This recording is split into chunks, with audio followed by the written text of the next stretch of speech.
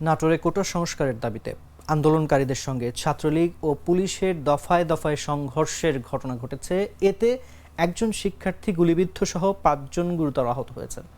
এ ঘটনায় নাটোর শহরে থমথমে পরিস্থিতি বিরাজ করছে। এছাড়াও শহরের মাদ্রাসা মোড় এলাকায় কোটা আন্দোলনকারী শিক্ষার্থীরা সড়ক অবরোধ করে অবস্থান নিয়েছেন। এতে বন্ধ হয়ে গেছে যোগাযোগ ব্যবস্থা। শহরের মসজিদ মার্কেট এলাকায় দফায় দফায় এই সংঘর্ষের ঘটনা ঘটে। জানা গেছে বেলা ১১টার দিকে কোটা আন্দোলনকারী শিক্ষার্থীরা শহরের কেন্দ্রীয় মসজিদ মার্কেট এলাকায় অবস্থান নিলে ছাত্রলীগ ও যুবলীগের সঙ্গে দফায় দফায় সংঘর্ষের ঘটনা ঘটে। এ সময় পুলিশ উভয় পক্ষকে লাঠিচার্জ করে ছত্রভঙ্গ করে দেওয়ার চেষ্টা করে। এক পর্যায়ে পুলিশ নিচের বাজার মোড়ের পাশে রাবার বুলেট ও টিয়ার শেল নিক্ষেপ করে।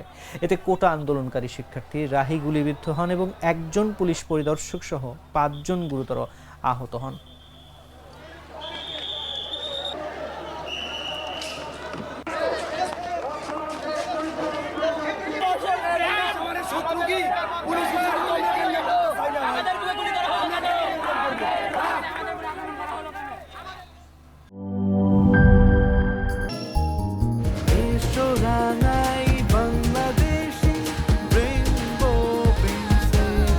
রেইনবো পেইন্টস, ছড়াও জীবনের রং।